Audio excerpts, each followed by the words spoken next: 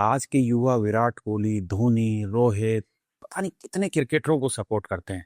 उनके लिए पोस्ट लगाते हैं, उनकी जीत पर जश्न मनाते हैं, उनके हार पर दुखी होते हैं, उनके लिए भगवान से दुआएं मांगते हैं। लेकिन जब इसी देश में पेपर लीक होता है, जब लाखों बच्चों की मेहनत बर्बाद होती है, जब एक एक पोस्ट से सरकार पर दबाव बनाया जा सकता है, तो सवाल ये है कि क्या हमारे क्रिकेटर्स हमारे लिए एक पोस्ट भी नहीं डाल सकते? एक बच्चा सालों तक तैयारी करता है, घर वालों के पैसे लगाता है, माँ बाप उम्मीद लगाते हैं, कोई गांव से शहर आता है, कोई किराए के मकान में रहकर पढ़ता है, कोई दिन में काम करता है और रात में पढ़ाई करता है। फिर अचानक खबर आती है कि पेपर लीक हो गया। आप देखिए, रेलवे में ग्रुप डी की नौकरी होती है, ग्रुप डी की नौकरी, जिसमें 1 करोड़ 8 लाख बच्चों ने फॉर्म भरे हैं, और उस वैकेंसी पे आज तक प्रोसेस आगे नहीं बढ़ रहा। लगातार कोर्ट केसेस होते हैं, फिर वो सॉर्ट आउट होते हैं, थोड़े टाइम में दूसरा कोर्ट केस आ जाता है। जिस बच्चे ने ईमानदारी से पढ़ाई की है, उसकी मेहनत वहीं खत्म हो जाती है, और जो सिस्टम को खरीद लेता है वो आगे निकल जाता है। ये सिर्फ एक एग्जाम का इश्यू नहीं है, लाखों युवाओं के फ्यूचर का सवाल है।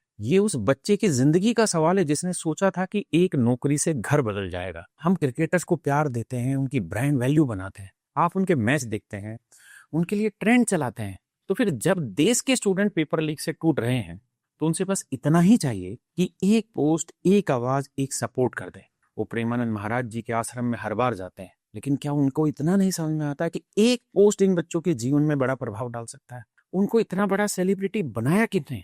इन बच्चों ने ही, इन लोगों ने ही। तो क्योंकि उनके एक पोस्ट से मुद्दा नेशनल लेवल पर पहुंच सकता है। समझने की बात यह है, उनकी एक लाइन से सरकार पर प्रेशर बन सकता है, उनकी एक आवाज से बच्चों को लगेगा कि कोई बड़ा चेहरा उनके साथ खड़ा है। लेकिन दुख इस बात का है कि हम उनकी जिंदगी में वैल्यू ऐड करते हैं, पर जब बच्चों की बारी आती है तो उन्हें साइलेंस मिलती है। पेपर लीक कोई छोटी बात नहीं है, ये सालों की मेहनत की गई चोरी होती है। ये गरीब और मिडिल क्लास स्टूडेंट के सपनों पर हमला है। ये उन माँ बाप के सेक्रीफाइस की इंसल्ट है जो अपने बच्चों को पढ़ाने के लिए खुद की जरूरतें काट देते हैं। इसलिए अब स्टूडेंट को खुद अपनी आवाज उठानी होगी, क्योंकि अगर आप चुप रहेंगे तो हर एग्जाम के बाद यही होगा, पेपर लीक, फिर केस, फिर डिले, और फिर नया स्ट्रगल। क्रिकेटर्स आपके हीरो हो सकते हैं, लेकिन ये वो बदतमीज आदमी हैं जो आपके साथ हुए अन्याय में एक दिन खड़े नहीं होंगे। आपको अपनी फाइट खुद से लड़नी है, कोई और नहीं लड़ेगा।